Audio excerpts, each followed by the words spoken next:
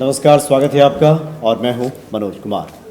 आज बजट पेश किया वित्त मंत्री निर्मला सीतारमण ने। उम्मीदों का बजट इसे कहा जा रहा है और ये कहा जा रहा है कि आने वाले समय में जो अर्थव्यवस्था है वो निश्चित तौर पे सुधार की दिशा में आगे बढ़ेगा और पटरी पे एक बार फिर से अर्थव्यवस्था लौटेगी। हम बात करेंगे। इस वक्त हमारे साथ महाशंकर सिंह जी हैं, आर्थिक मामलों के जानकार हैं। स्वागत है आपका महाशंकर जी। सबसे पहले तो आप यही बताइए कि इस बजट से कितने आशान्वित हैं आप? बहुत ज़्यादा नहीं, लेकिन ठीक है, लेकिन बहुत ज़्यादा नहीं, बहुत ज़्यादा तो है ही नहीं। मतलब आज के दौर में, आज के हालात में जिस बजट की हम उम्मीद कर रहे थे, हाँ जी, उस तरह का बजट आप नहीं देखते? नहीं। बिल्कुल पहले जो बजट होती थी, आदमी एटीसी करते थे, जो कुछ बचाते थे अपनी आर्थिक स्थिति को देखते हुए।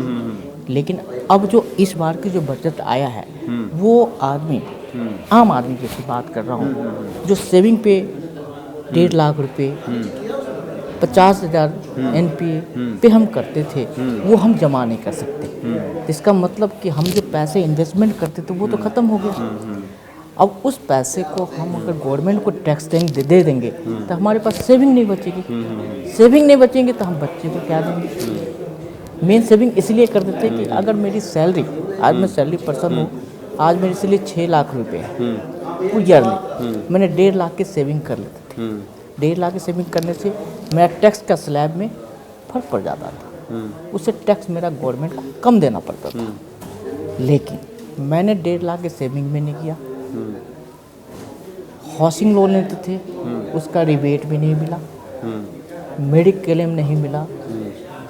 तो उससे क्या है कि उस चीज़ पे मेरा टैक्स जो मुझे देना था 5,000 चाहे 2,000, जो मेरी सेविंग होती थी उस पे भी मुझे टैक्स देना पड़ेगा।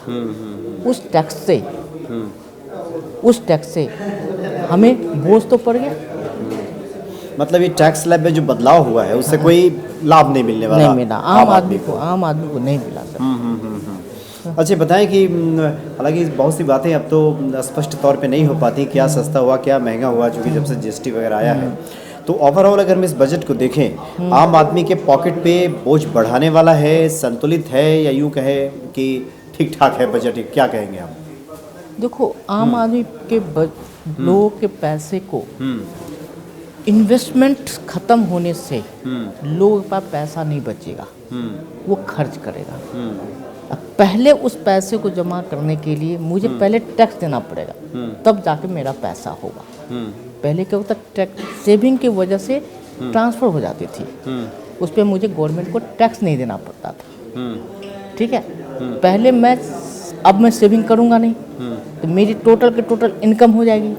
टोटल इनकम होगी तो मुझे टैक्स लगेगा। जो स्लैब है, हम जिस स्लैब में आते हैं, या 5 है या 10 है या 15 है या 25 है, 30 है, जो भी है, यानी कि मैंने अगर 10 लाख रुपए कमाया और 30% के स्लैब पे आ जाते हैं, सेविंग को छोड़ दीजिए आप, ठीक है, तो 30% तो देंगे, 20%।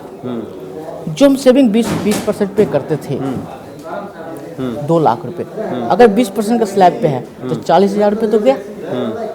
तो ये है इसमें, तो 40,000 रुपये तो मेरे जेब से चला गया ना। जो 40,000 बचता था जो स्लैब के अनुसार से, ठीक है, कैलकुलेशन है, चाहे 10,000 बचता था, वो मेरा तो बचता था पहले।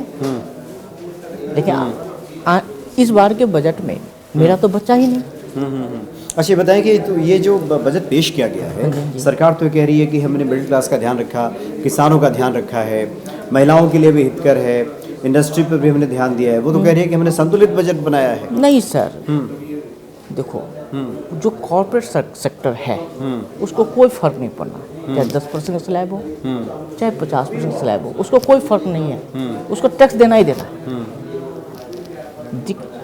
जो एग्रीकल्चर लैंड वाले आज भी टैक्स नहीं देते हैं, पहले भी टैक्स नहीं देते थे, तो उनको कोई फर्क नहीं पड़ना। जो सबसे नीचे दर्जे के हैं, उसकी इनकम ही नहीं है उतनी, तो क्या टैक्स देगा? तो देता कौन है sir? Middle class. Upper class तो देना है। मिडिल क्लास जो है, जो हम और आप हैं, ठीक है, हम और आप टैक्स देते हैं। अगर मैं कमाता हूँ और गवर्नमेंट को लाख रुपए टैक्सी दे दिए अपनी कमाई से, मीडियम फैमिली से, तो हमारे लिए नुकसान हो जाता है।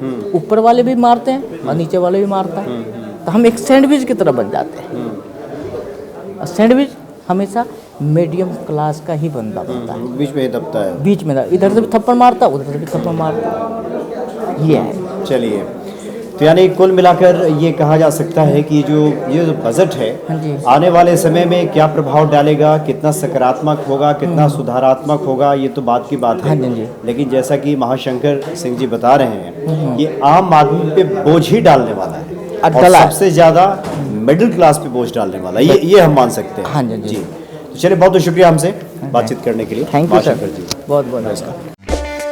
इन खबर चैनल को सब्सक्राइब करें और बेल आइकन दबाना ना भूलें।